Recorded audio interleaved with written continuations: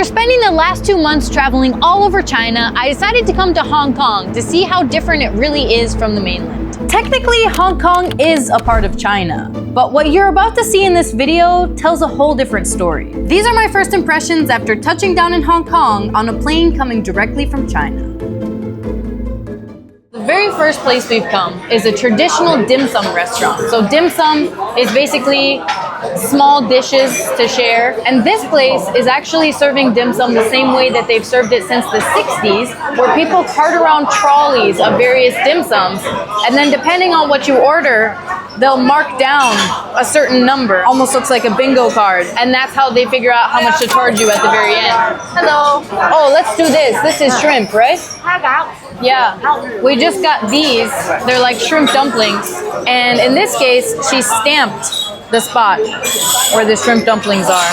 This is also something very Hong Kong specific, where they give you a bowl of steaming hot water, and then they give you all your dishes, and you're supposed to kind of wash your own dishes. You will not ever have an experience like this in China. Either the dim sum coming on trolleys or having to wash your own dishes. Like in China, at this point, they've mostly got like little robots bringing things around. Trolleys, they have robots carting food around. Yeah. After you order it on the app. After you order it on the app where there's a QR code on the table.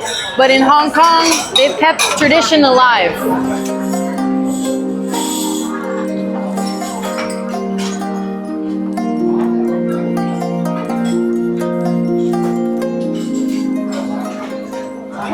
What's this? Oh, yeah, let's do this one. Thank you. So this is a very overwhelming experience. There's tons of people in here, and there's like constant distractions with other people coming up and offering us more dishes. So we're gonna do our best to make this as organized as possible. So let's start with this, what looks like maybe a vegetable pancake thing. Really good. I think it has fish in there. Yeah, oftentimes they do make these with fish, so that wouldn't surprise me. But yeah, it tastes just like a Korean jeon, I believe that's what they're called. The other interesting thing about this place and other cafes in Hong Kong is that oftentimes, because space is so limited in this city, restaurants will actually have you sharing the table with complete strangers. So right now we're at like a circular table. I don't know if you can see the other tables behind us, sharing a very confined space with people we have no idea who they are or anything like that. In China, they have a lot more space, so it never happened to us in our entire time there. So these little cute dumplings are, I believe they're shrimp dumplings, and they're really good. Yeah, you can see the shrimp inside. Okay, so now that we finished eating, we have to figure out how to pay for this. I don't even know where to go. Maybe to her. Hello. There. Okay. There's a cashier up there at the front. Well, that's one kind of technologically advanced thing they have. They just scan the barcode and they already know. Okay, 176. Cash? Okay. Hopefully I have enough. Please, Lord. Okay, 190. Yep, this is all the cash I have. Thank you. After China, paying with cash again is a total culture shock, honestly, because in China, like, you don't even have to bring a purse around. You don't even need your cards. All you need is your phone. Yeah, so that's been a huge difference, I would say. We can't talk about Hong Kong without talking about the 99 years it was ruled by the British. It all started back in the 1800s with the Opium Wars. China tried to ban Britain from selling the drug to their people, so the British sent warships. Britain won, and in 1898, they signed a lease to control Hong Kong for the next 99 years. Basically forever. But forever came to an end in 1997 when that 99-year lease was up and they handed Hong Kong back over to China. But it wasn't like Hong Kong could just easily join the rest of China. They had spent the last century developing a completely different capitalist economy, legal system, and identity than mainland China. That's when China agreed to the one country, two systems deal, where Hong Kong could keep most of its autonomy, its own legal courts, and free speech for the next 50 years, until 2047. These days, Hong Kong is a special administrative region of the People's Republic of China, and people from the mainland actually need to apply for something called a special travel permit to visit Hong Kong, which pretty much seems like it's a visa. With this special travel permit, they only get a maximum of 7 days in Hong Kong per visit, which is stricter than Hong Kong's visa policy for literally any other country, except Timor-Leste. Even though it's been almost 20 years since the British left Hong Kong, there's still a lot of holdovers from that British culture that they've maintained here. Like the old-style trolleys that they still use as public transportation, the big double-decker buses, the fact that they still drive on the left side of the road instead of the right, and even the license plates here look like British license plates. Even the taxis are really British looking and retro. They look retro, but they're not old vehicles actually. Really? They kept producing them from, I think, 1995 till 2018. Oh, okay. But they look really old. They do, yeah. One thing that didn't change when I crossed from China into Hong Kong was how I stayed connected. No swapping SIM cards, no expensive roaming fees. I just got on my flight and landed on the other side of the Great Firewall with the same exact data plan. That's all thanks to UBG. Setting it up was incredibly easy. I downloaded the app, picked one of their eSIM plans, and I was good to go. They offer data plans in over 200 destinations, plus regional and international options. Since I'm traveling through several countries in Asia, I chose their Best Asia plan, which keeps me covered across most of the region. Planning a trip already comes with enough things to think about, so it's nice to have one less thing on the list. My connection has been reliable everywhere I've gone, and if I ever need more data, I can top up directly through the UBG app, even if I've run out of Wi-Fi or mobile data. I've also sacrificed way too many earrings trying to swap tiny physical SIM cards over the years, so I'm very happy to leave that behind. Once your UBG eSIM is installed and activated, it's ready to go the moment you land. Download the UBG app and never worry about being connected to the internet on your travels again. Click the link in the description and use my code 20camels to get 10% off your next eSIM data plan with UBG. Now let's see what it's like to ride on one of Hong Kong's iconic trolleys. Almost fell. I'm pretty sure these trolleys are like the authentic old trolleys that they've had running on these tracks for like 100 or even more years. Yeah, you can see like all the original design here, the wheel. It's really cool actually that they've kept this. That was super crowded. We could hardly get off that thing. And now I don't know how to get out of this train track area because we're fenced in on this side and we're fenced in on the other side with no exit in sight. I would say though that overall transport here in Hong Kong is less efficient than in China. You don't get places as quickly as you do in mainland China.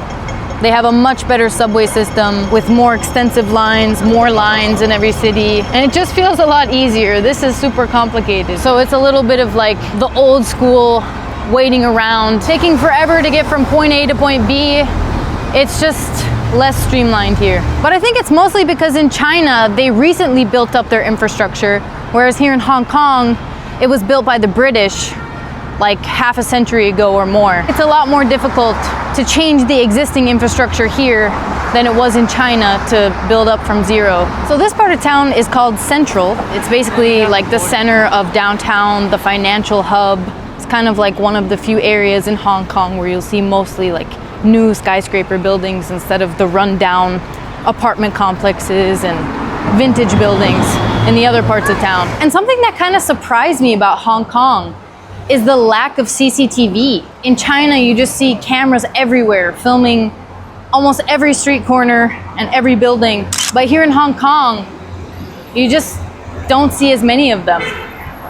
It's not something I expected. Ghazi, is this Jackie Chan? Yeah. No way. And something I love about what they've done in Hong Kong compared to China is how much they've integrated nature and greenery into the cityscape here. You feel like you're in a big city, but at the same time you feel like you're in the middle of a jungle. There's also much less police presence here, right, Ghazi? Compared to China, Compared to China, yeah. If you just if you're gonna take the metro, you just get to the station, get on the metro. You don't have to go like through X-rays and the beep beep thing, metal detector or whatever. Yeah, they put you through a lot, even to just get on the metro in China. In a city like Hong Kong, if we compare it to Beijing, there would be police on pretty much every street corner, especially in the center of the city.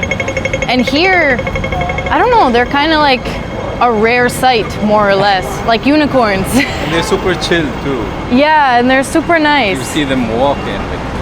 They're just kind of strolling through the streets. They don't really look like they have anything like pressing to do.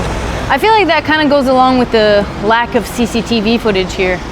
I think there's just much more of like an honor system in Hong Kong than in China. But we've been assured that people don't really steal here.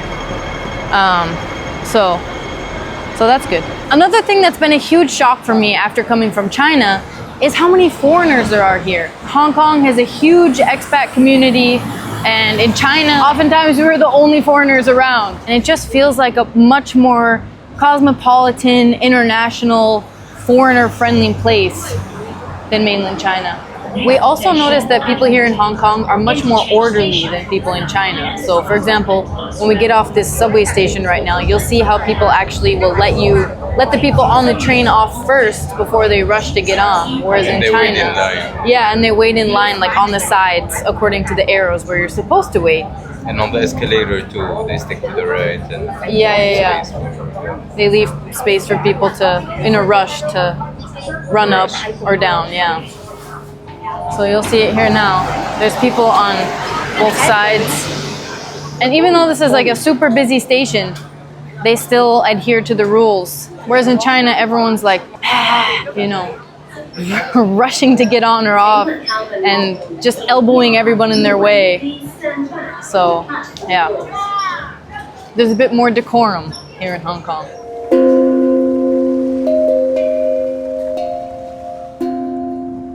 As part of the public transportation system here, they even have these old wooden ferry boats that'll take you across the water to various parts of the city. Let's take it. All right, so this one's gonna take us right across the water here to Aberdeen.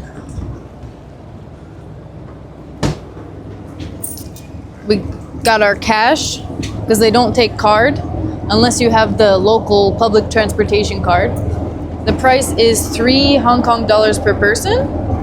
So I'm gonna give them 6. It's very vintage style with the old wooden benches and everything. I don't know, it's nice. It's nice that they didn't turn this into some new ferry boat that looks really modern like they probably would do in China.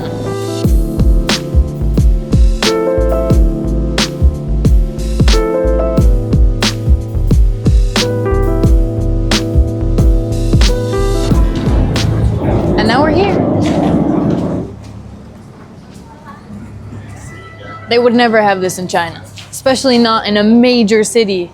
It would be some fancy experience that wouldn't feel old at all, like they just bought the boat yesterday or something. Or you know what? No, they would have a metro that would take you under the water. They wouldn't have something above the water, right? Yeah. But yeah, this is like a very, I don't know, just fun experience that makes you feel like a child. Yeah, like a child, like things haven't changed in almost 100 years. And it's cool to experience things the way they've been for a long time. Look at this, we've got some fish markets. And if you look at the port in general, it looks old. So even in a city with as much money as Hong Kong, they've kept a lot of these places like the marinas and a lot of parts of the city old. They've kept a lot of that old style charm. There seems to be some kind of festival going on this street. They're doing the dragon dances. I've been wanting to see this.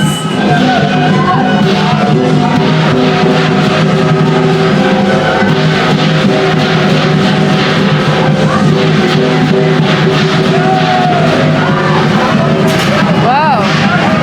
Look at all these different masks. Hello, hello. Hello.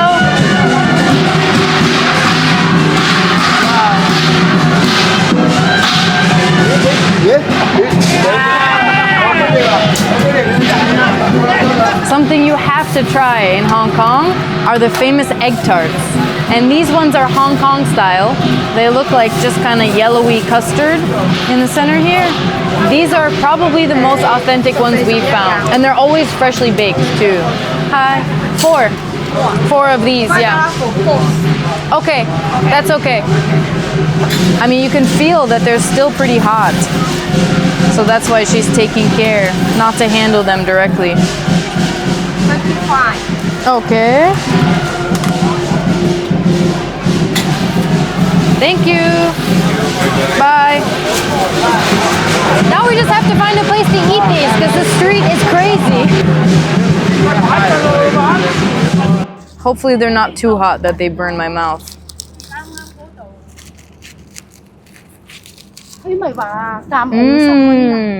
So you can see on the inside, they almost look like really creamy scrambled eggs, which from the top, it's not how you would expect the consistency inside to be. You'd expect it to be almost like a lemon tart, something custardy and creamy, but not like super eggy, you know what I mean? I can see why these are so special and so unique to Hong Kong. So as you guys can see, there are a lot of differences actually between mainland China and Hong Kong, even though it's been ruled by China for the last 20 years. But there are also a lot of similarities. As per usual, guys, don't forget to like this video if you liked it, subscribe for more content like this, and if you want to donate to my Patreon or my YouTube memberships to support this channel, you can find them in the description below or up here. And I'll see you in the next one.